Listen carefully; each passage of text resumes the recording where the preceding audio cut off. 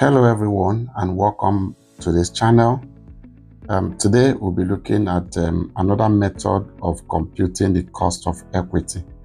In our previous class or video, we tried to look at the dividend valuation model, and we looked at examples and also looked at how we can have growth scenarios to calculate cost of equity. Today we'll be looking at another method, and that method is a capital asset pricing model. Capital asset pricing model.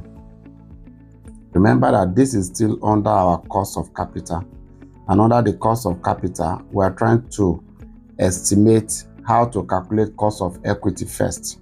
All right, and under the cost of equity we said there are majorly two approaches. The first approach is the DVM, and the second approach is the capital asset pricing model.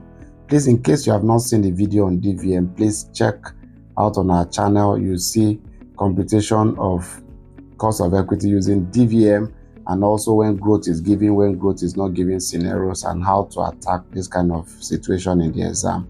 All right, so today we'll be looking at capital asset pricing model. All right, so according to this model, what is this capital asset pricing model?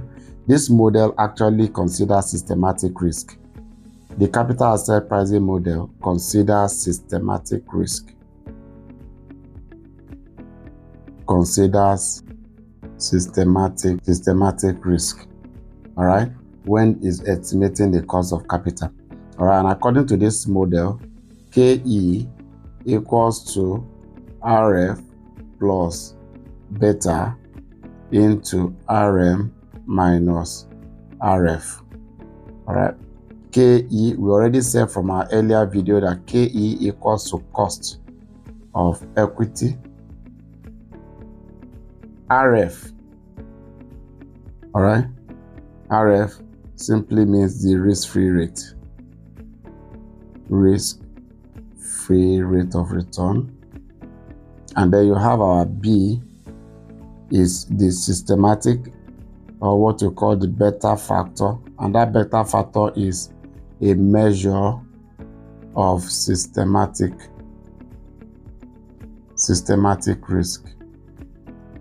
And then you have RM is a market return. Now let me quickly explain what this model is saying. Remember, we are trying to estimate the cost of equity, and this model is simply saying that for those who don't go to the market to take any risk, they will achieve what you call a risk-free rate. Risk-free rate is the return you get for not taking any risk.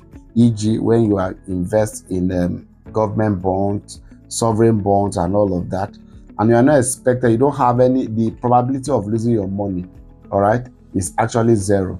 So if your PD is actually zero, what it simply means is probability of default is zero. What it simply means is that you cannot lose your money at any point. So the minimum return you can actually get on any fund that is not attached to any risk is what you call the risk-free rate.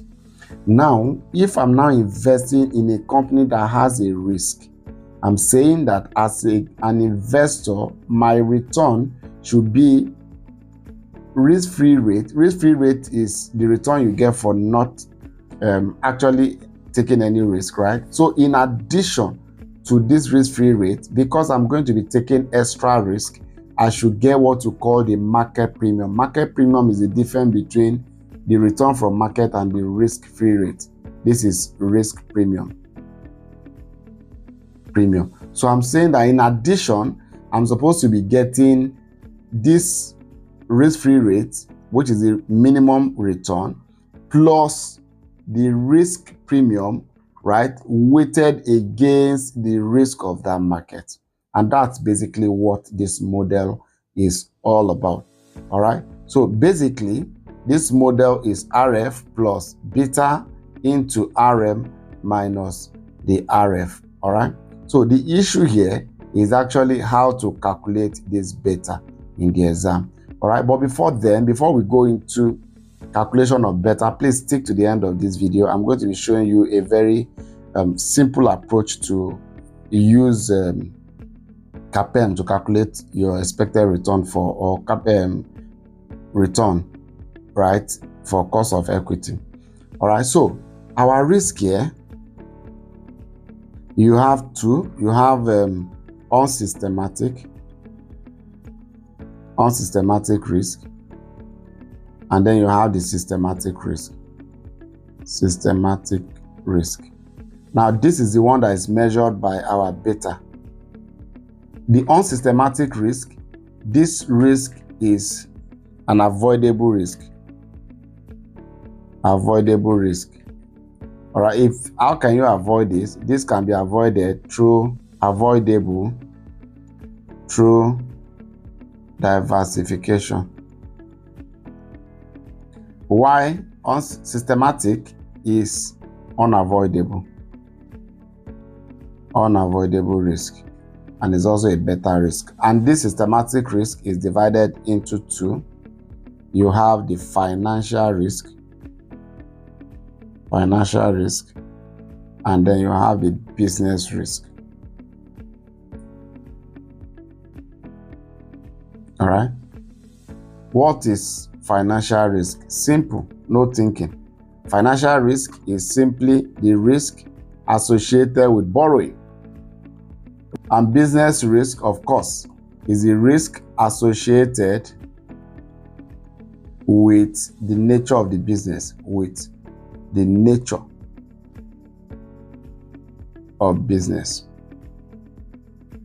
Now, this is denoted by BA. All right, BA. And then you now have B, where you have both business risk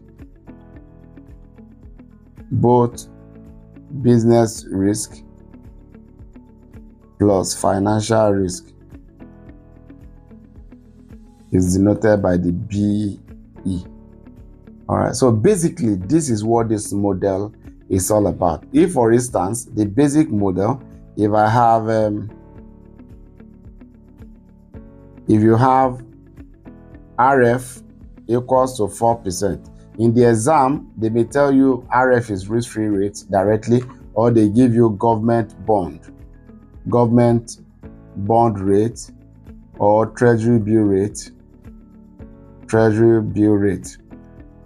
All right, these are all risk-free, just in case they don't tell you directly that it's risk-free. When you see government bond, when you see treasury bill, they are all government instruments. And like we said already, all government instruments are seen to be sovereign and they are risk-free. And so that can actually be taken as a minimum return, right? And which is the risk-free rate. So if I have 4% and then I have my BE, let's say the BE is 1.2, and then you have the return from the market to be 9%. All right, so now let me explain again. We said this represents the risk associated with the systematic way the business is done, right? Which comprise of two things, the business and the financial risk, as the case may be. Now, what this simply means is the market risk, all right, market risk equals to 1. Now, if your own business has a beta of 1.2, it means that your business is more risky than the market, right, by about 20%. If your own risk, the business risk, is say 0.8, it means that your business is less risk than the market, which is 1 already. And that's basically how to interpret this. So from this small illustration, our KE should be 4% plus my BE is 1.2 into, now return from the market is 9% minus RF is 4%. All right, in some questions, instead of giving you this RM, they could just give you what you call the premium, the risk premium. And from our formula up, we said risk premium is the difference between the return from the market, and the risk-free rate. So it means the question could have given you 9 minus 4 is 5, risk premium of 5%. So when you're giving a risk premium, in your computation, you don't have to put 9 minus 4. All you just need to do is 1.2 multiplied by this 5, because the entire thing you have here is what you call the risk premium. Risk premium. And so from this computation, we should have 4% multiplied by 1.2 times 5%. And so if you do this effectively, 1.2 times 5 plus 4, that's about 10%. 10%. And so our KE here is 10%. And this is the simplest way this is actually computed. All right, the capital asset pricing model.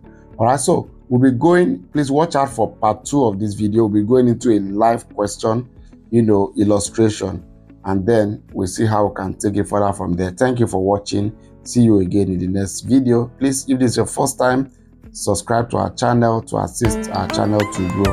Bye-bye.